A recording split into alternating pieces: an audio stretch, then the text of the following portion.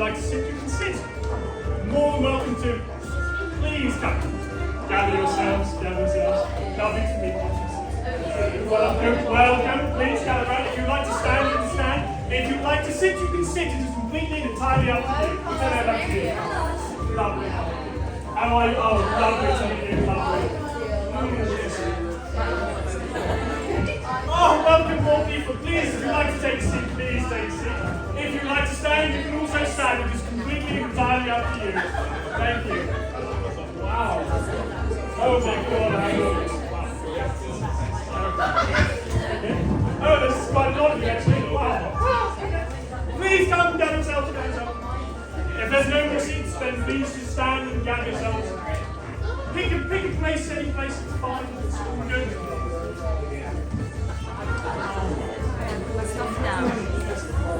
Oh my God.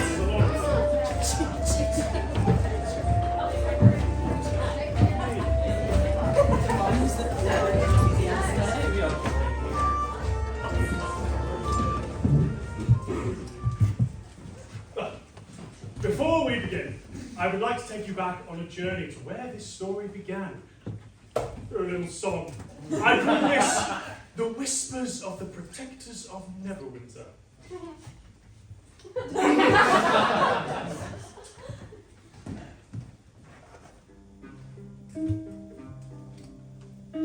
They rode where lesser hearts would flee, the spine of the world, cold as the sea, to face a lord in shadow dressed, whose hunger knew no end, no rest.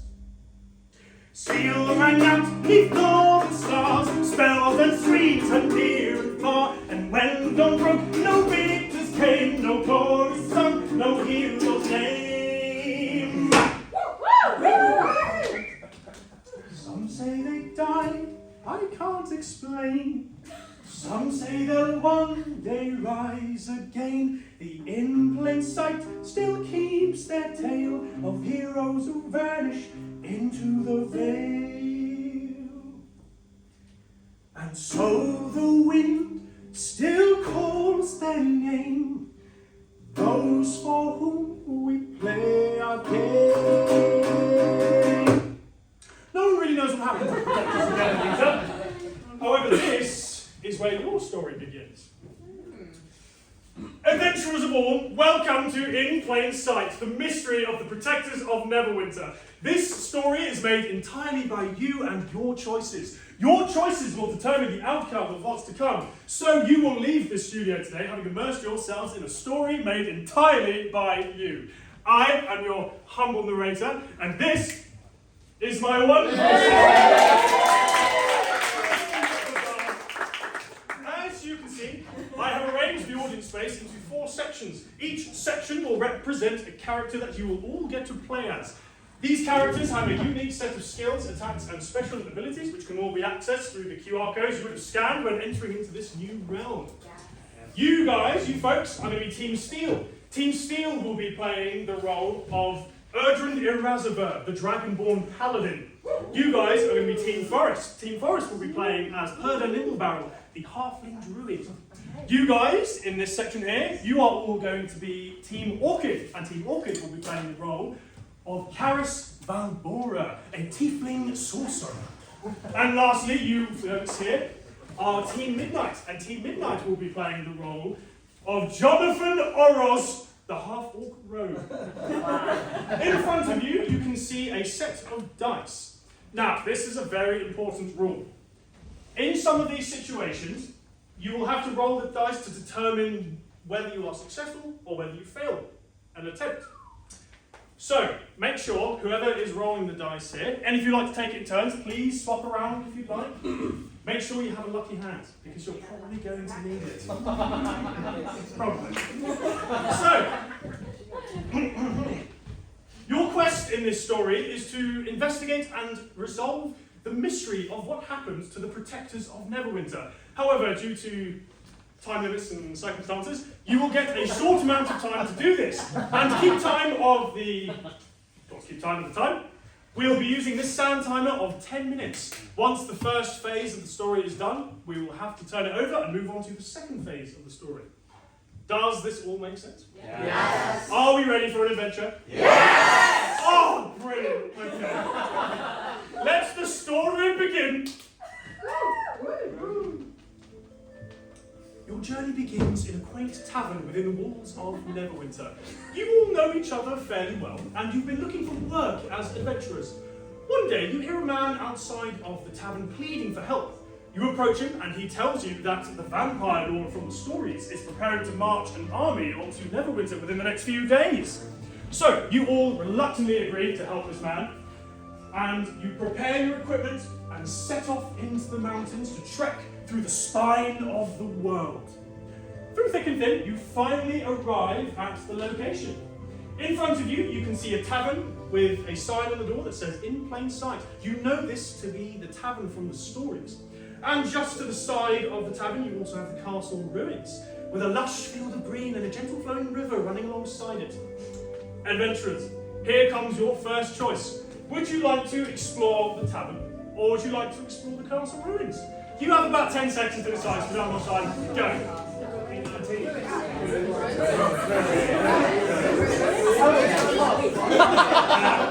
I would say that's about 10 seconds up. So, Team Steel, what would you guys like to explore? The ruins.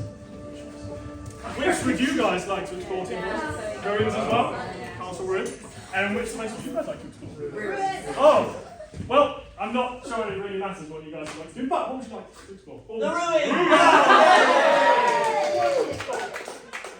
So you guys choose to explore the castle ruins. Exciting stuff. So, you all approach the castle ruins, and just before you get there, the man that you travelled with wild black hair and emerald green eyes, he rushes towards you and he pleads to you. And he says, "Adventurers, please, you must be careful. This place is cursed. It drove my grandfather's mind to madness before the..."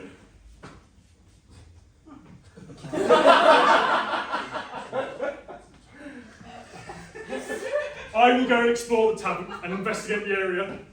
The vampire lord is close. I can smell him." And so the man with the wild black hair goes off into the tavern, he closes the door, and you don't see him again. So, in front of you, in this beautiful castle ruins, you have two very specific locations that you could explore, and this will be done with the roll of your dice. So, in front of you, you have a big black tree with wild green leaves sprouting out of the sticks and twigs. And then just up, you can see these little flight of stairs and a little crevice that goes up to this little section just under the archway. Now, for those who are sat by the dice, I am going to get you to roll, and what the number lands on will determine which location we go to explore. So, who would like to roll the dice? Yeah? So, if you guys would like to roll your dice. That's funny. Oh, you can go that one. Right. 19. That's a 10.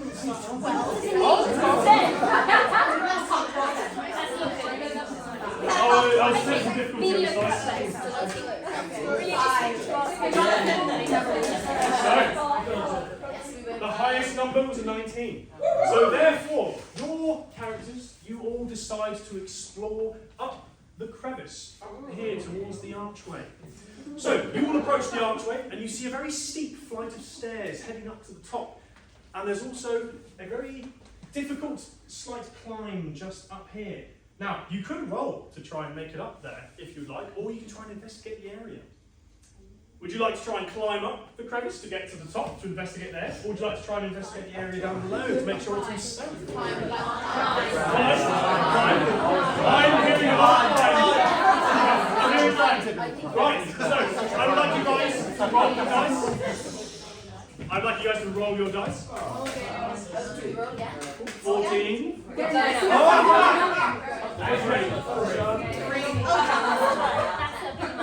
He's meant to be nimble. Anyway. So, Karis and Perda, you all investigate this rock face and these flight of stairs. You deem the flight of stairs to be slightly safer, and you cautiously make your way up to the top, nice and safely and effectively. Unfortunately for you, Jonathan, even though you're a rogue, you should be quite nimble, but alas, you approach the rocky slide and think, I'm going to tackle this one, because I can do that. I can really climb this one. As you climb it, your foot slips, you crash straight down, and you tumble into poor Erdrund, who is on the floor waiting. Oh dear. But as you collapse down the rock face, you slip on a root, and it releases these black spores into the air. And you suddenly start to breathe them in. Your mind goes hazy, and you suddenly start to hear voices in your head. You don't know where these voices are coming from, though. Very, very mysterious, seeming voice.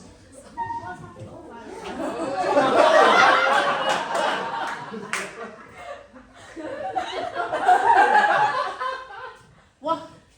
Who are you lot? Why are you here? What? This is my home. Why? Who are you? What are you doing here? This is the part when you can talk to me.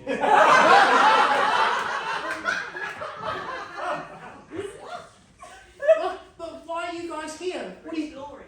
You're exploring? Why? We're Why do trying to you investigate the area. You've got to. But why are you investigating the area? Because we can. What? Vampire Lord? Yeah. What are we talking about? We want to know what happened to the Protectors. protectors of Neverwinter. Of Neverwinter. No, I know the protectors of Neverwinter. They came here like a good 50 years ago, but there's no vampire lord. I don't know about that one. They were.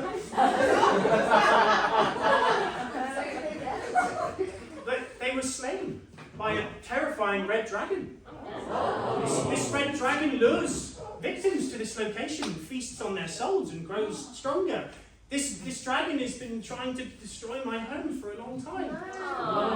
My partner and I, we've tried to keep our mushroom babies all safe.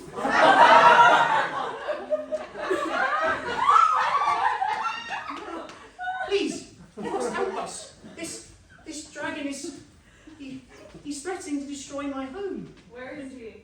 We don't know. We have seen a man with White hair. what? White hair. White hair? Was it white hair? Black hair. Yes, it was. You've seen this man? Yeah. Where have you seen this man? He's at the top of the At the He's in the- tavern, he told us not to come here. Yeah, and he disappeared.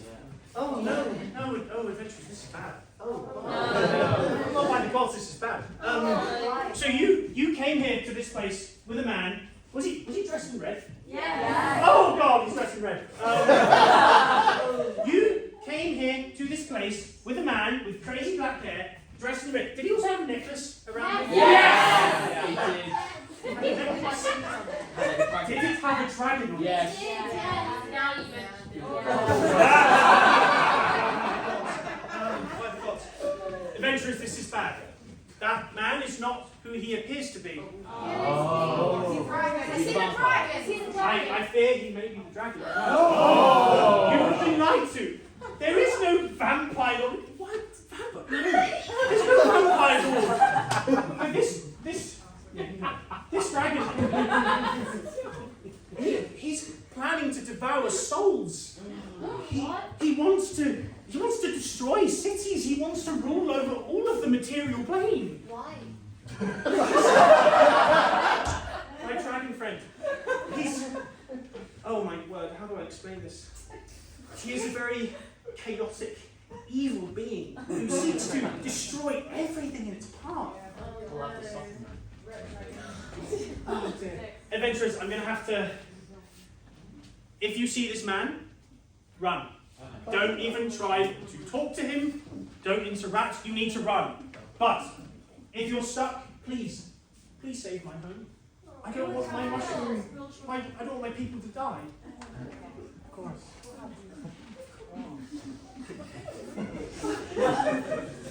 And so the mushroom folk scurry off into one of the crevices and disappears into the castle. And you all are slightly concerned by this news, knowing that now the vampire lord doesn't exist, and there's now a red dragon around these parts devouring souls and trying to destroy all of the material plane. So, you all disappear back to the front there, and now I'm going to have to get you guys to roll the dice again. But I'm not going to say why, I'll get you to roll the dice. Oh, don't you worry. Don't you worry. Roll the dice. Let's see. 12. That's a 4. I'm taking a 4. That's a 10. Right. Wonderful.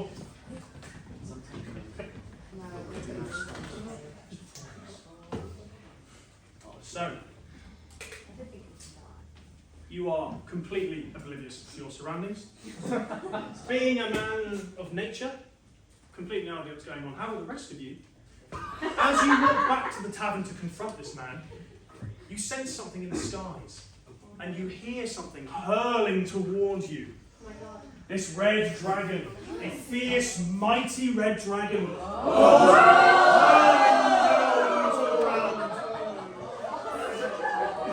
This dragon, he crash lands into the ground, spitting dirt in all directions.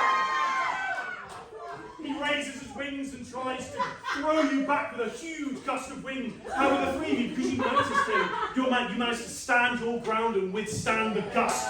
Unfortunately for Perda, being a small little halfling and not being aware of this poor dragon, he flies down and sends you back a few couple meters. But this dragon stands high above you. He meets your gaze with his green, tinted eyes. He glares at you.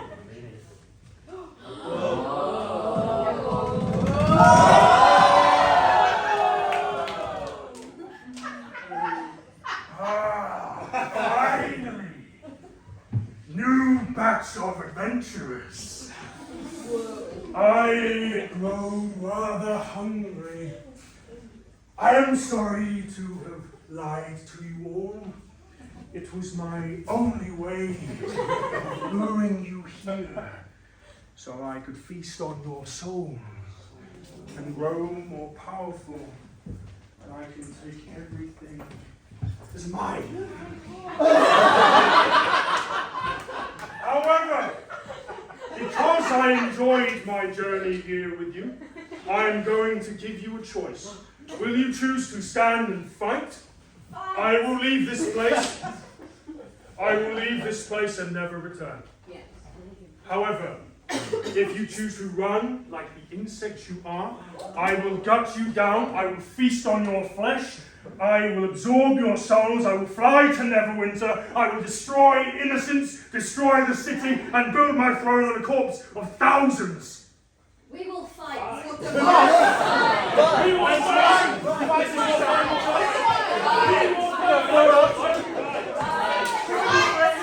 Adventurers, you have chosen to fight Drop the bringer.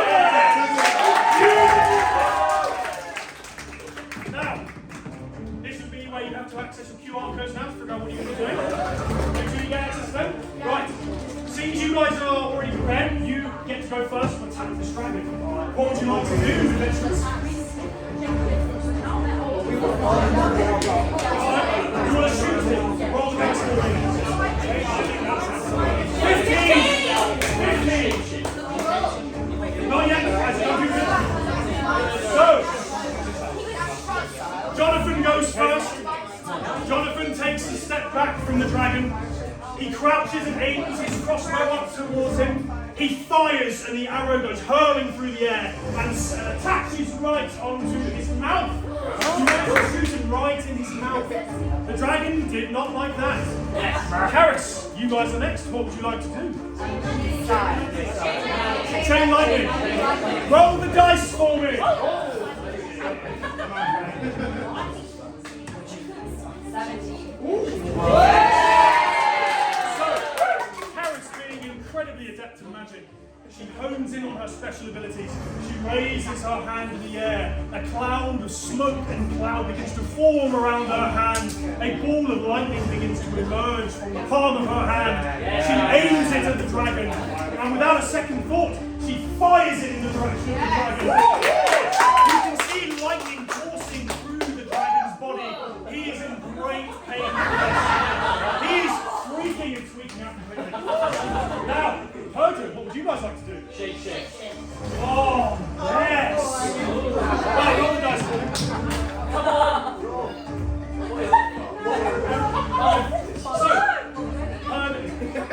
So, Hertrude stands his ground.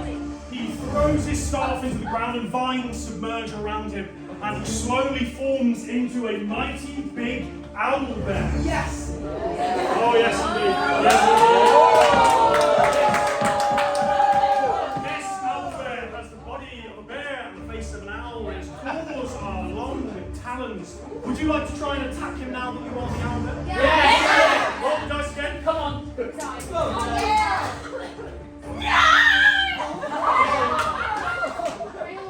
So, as the owl bear, you are enraged with fury and you sprint towards the dragon, jumping at it with its massive talons. However, the dragon manages to evade it quite efficiently and he moves out of the way. Now, Erdrith, what would you guys like to do? Ooh, roll the dice! Come on, Grace. 17. Being a paladin, Erdrith calls upon the divine gods to embrace his ace with magical powers from the gods. And he charges at the dragon, leaping into the air with his mace, and he smacks it straight across the face. And the dragon has never felt pain like this before. He stumbles back completely and utterly dazed. However, it's now the dragon's turn to attack you. Oh, no, that's not great. So the dragon takes a step back, still slightly feeling dazed of the massive attack Erdrith just landed. He raises his wings high, raises his head up, and breathes fire towards all of you. Now I need you all to roll the dice very quickly. How are you? Natural 20!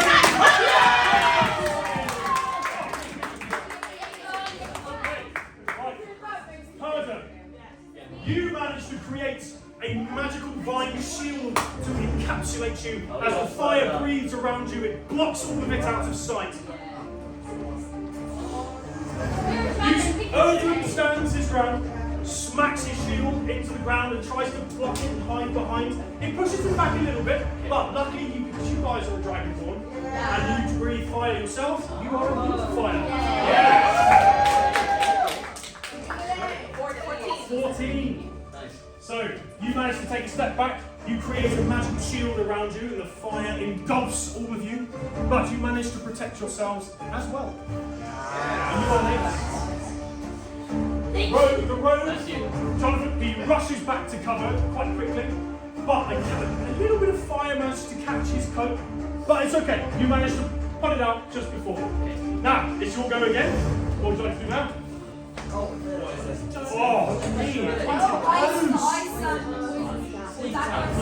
Zig zag, roll the dice.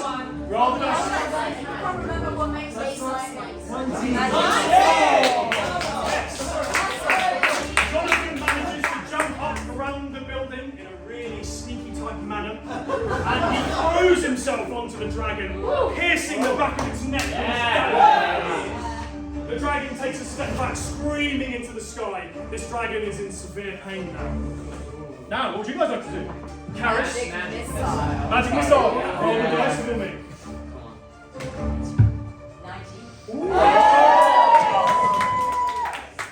Karis is in the zone. She is in it. She raises her hands up. 3 balls of red spheres start to emerge around her hand. She shoots them, and each missile went straight towards the dragon. Straight towards the dragon. It lands on his neck, down onto his leg, and another one hits him right in the eye. You slightly blinded him. He's not liking this.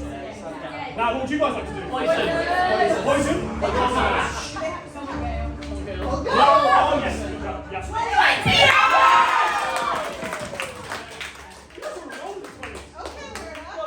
Poisonous smash. He stands his ground, points his staff towards the dragon, and spews acids all over him, starts slowly disintegrating the front of him. And you can slowly see the muscles and the tissues forming around the dragon. This dragon is in pain. This will be the final attack. Come on, guys. Yeah, roll that dice.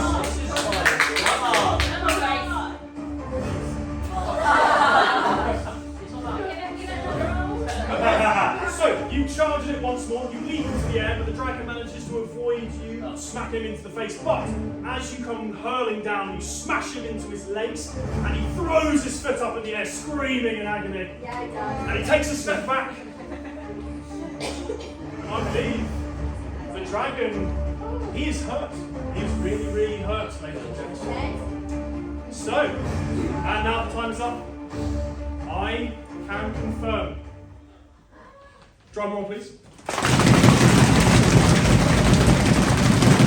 Congratulations, you have defeated Soden. Please enjoy your reward for this most wonderful ending. I have been your host, the narrator. This has been my lovely assistant, Tristan. Farewell. Please enjoy the ending.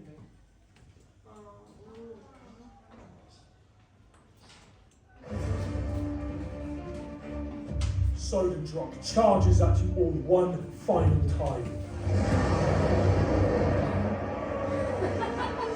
However, because he is heavily weakened, you all see this as an opportunity to deal one final blow. You all leap into the air, and in one synchronized attack, you deal the killing blow, sending a shockwave throughout the dragon's body.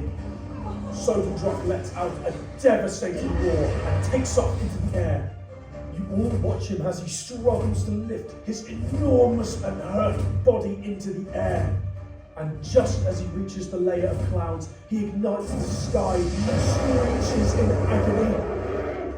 With one final attempt to breathe, the emerald light fades from his warm eyes, and he remains in slide for a moment before falling back to the ground.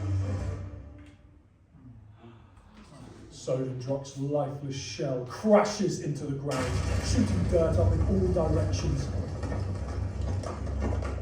And you all cautiously creep toward him. As you stand before this mountain of a beast, you can see that Sodendrock, the bringer of death, is no more. The tavern keeper rushes back out and cries in joy at this magnificent sight. Thank you all for doing what the protectors of Neverwinter could not, and he urges you all to carve off a piece of Sodendrock to bring to the Lord of Neverwinter. Erdrint begins to chop away at one of his mighty horns, whilst Herder, Karis, and Jonathan prepare themselves to travel back to Neverwinter to spread the good news of Sodendrock's demise.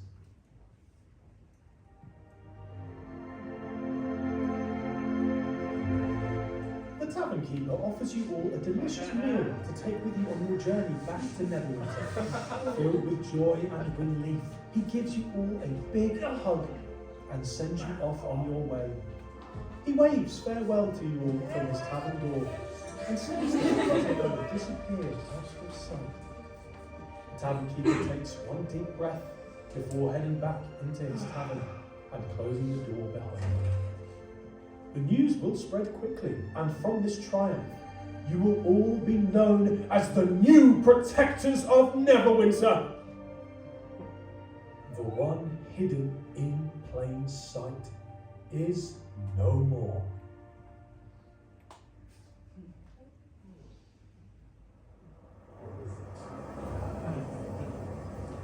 As the sun melts behind the mountains, a light emerges from the top of the tower. The room is poorly lit with candles that have just about gone out, and in the middle of them lies a green egg. Inside twitches and cracks open, but before you can see anything, the candles are blown out, and then the darkness consumes it.